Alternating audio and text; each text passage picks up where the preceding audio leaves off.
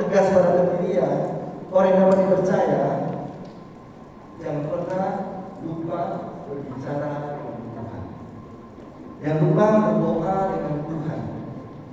Tetapi biarkan Tuhan bekerja sesuai dengan kehendak-Nya. Jangan memaksa Tuhan.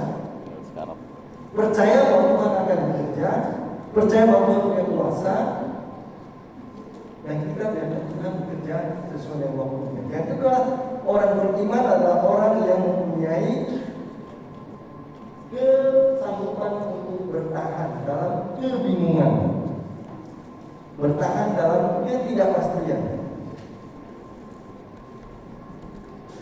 Siapa yang bisa kita jadikan contoh seperti itu? Orang beriman yang bisa bertahan dalam kebingungan, dalam ketidakpastian, dan berjalan terus bersama Yesus.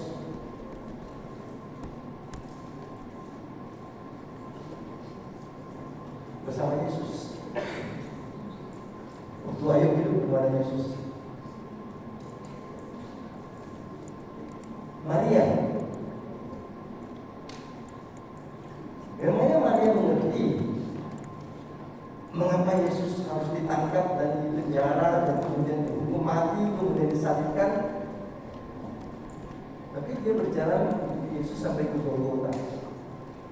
Memangnya Maria mengerti bahwa Yesus itu kok memilih murid dari kalangan orang yang tidak dikenal, orang buta huruf, orang yang kasar, pemberontak, mencukai, orang yang tidak terdidik.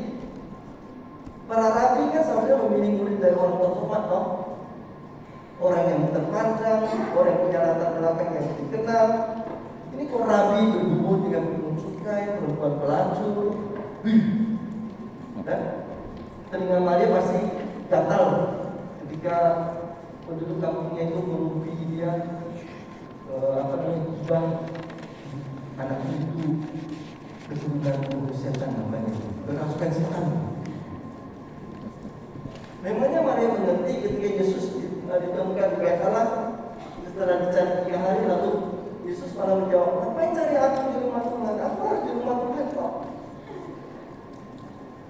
Maria dalam hidupnya itu banyak menemukan kebingungan bersama dengan berpengalaman dengan Yesus. Tetapi ia tetap percaya, aku ini hamba Tuhan, jadilah padaku menurut perkataanmu. Dan dengan itu dia menjadi murid Yesus yang paling setia. Bukan Yesus menundukkan Maria dengan mengatakan, siapa ibuku dan saudara-saudariku. Ibuku dan saudara-saudariku adalah orang yang mendengar sabda Tuhan dan melakukannya. Ibunya lah itu, baik secara fisik maupun secara rohani. Maria lah murid Yesus yang paling setia. Sejak sebelum Yesus dilahirkan sampai dengan Yesus naik ke surga.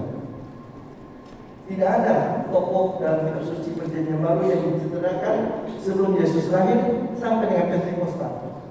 Hanya Maria. Itu contoh orang beriman yang percaya, termasuk ketika dia tidak mengerti, ketika dia merasa tidak tahu apa-apa, tetapi aku yang membantu terjadi di ujungnya. Ia merenungkannya, ia menyimpan dalam hati, dan ia melaksanakannya.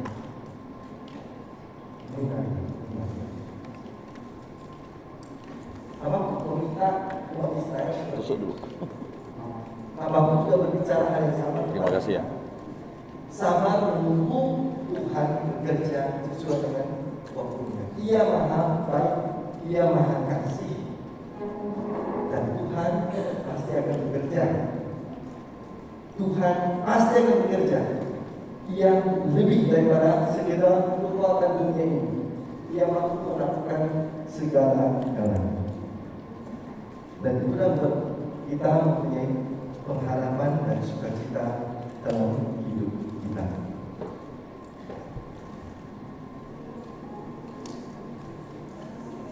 Mari kita menyanyikan lagu ini.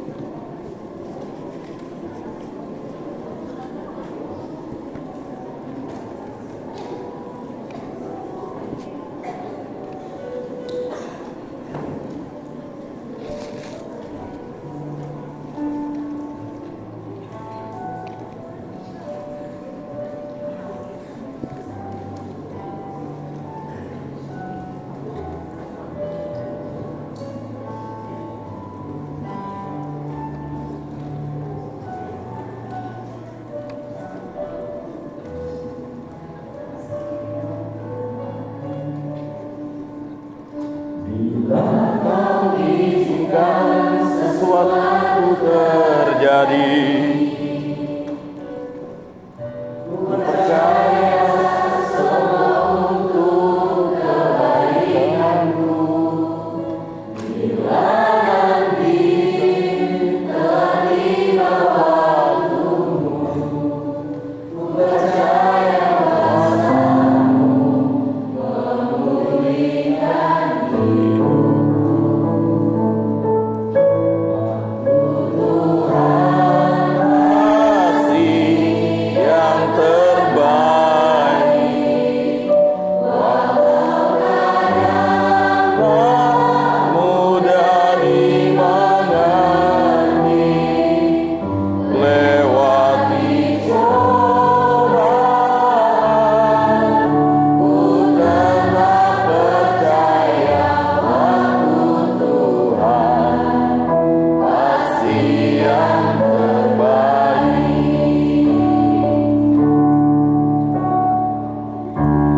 Kan sesuatu terjadi, ku percaya semua untuk kebaikanmu. Bila nanti telah tiba waktumu, ku percaya kuasa-Mu memulihkan hidupku.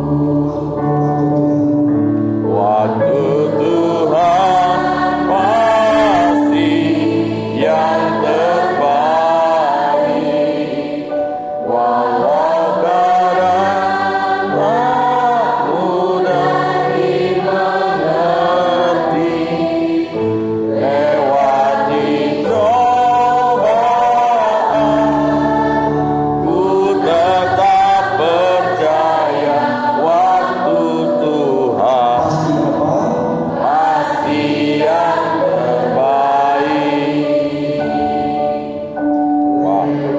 Lewati cobaan,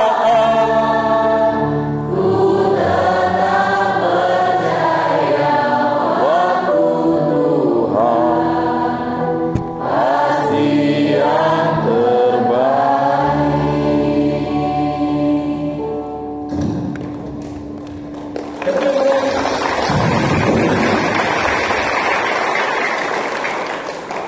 Ya, karena memang kita tidak pernah bisa menentukan, dan bukan kuasa kita menentukan Tuhan harus menentukan sekarang atau besok atau lusa dengan cara apa. Dan Habakuk dari awal sudah meyakini seperti Daud meminta supaya kita sungguh-sungguh bisa bersama dengan Tuhan dalam doa kita kepada Tuhan, dalam menjawab kita kepada Tuhan, dan menemukan akhirnya jawaban, penghiburan, kekuatan dari permasalahan yang ada dalam hidup kita.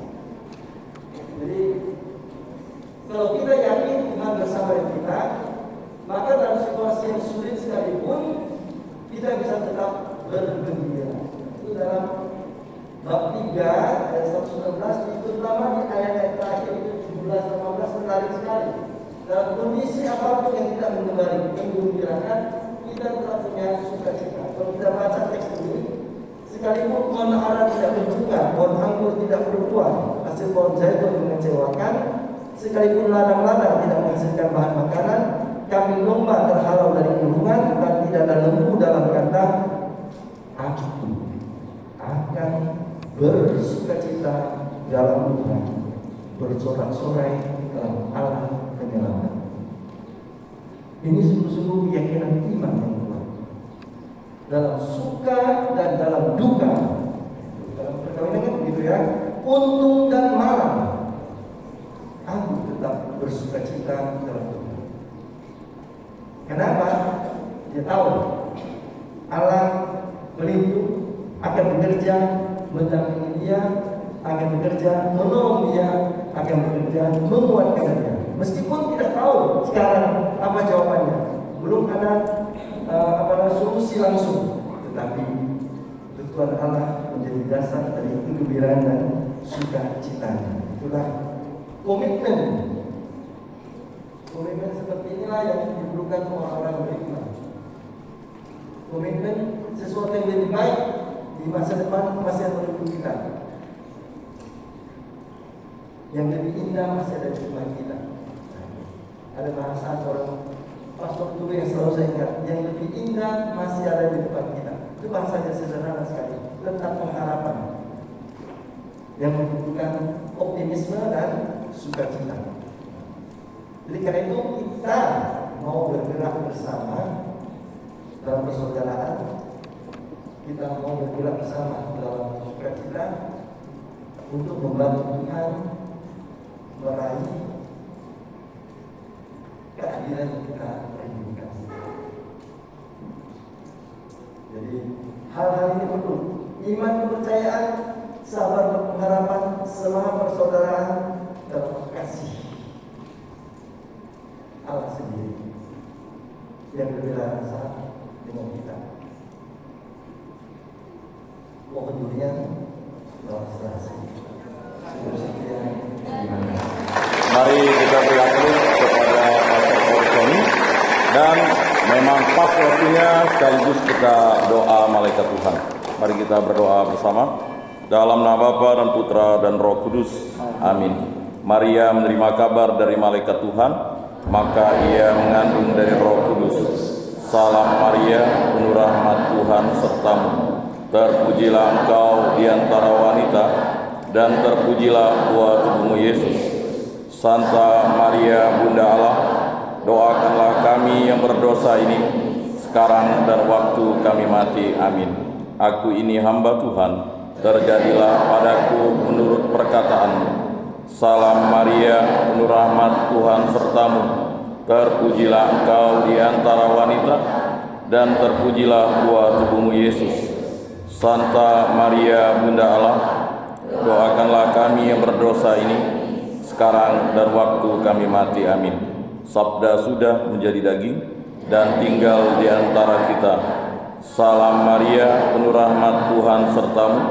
Terpujilah engkau di antara wanita, dan terpujilah buah tubuhmu Yesus.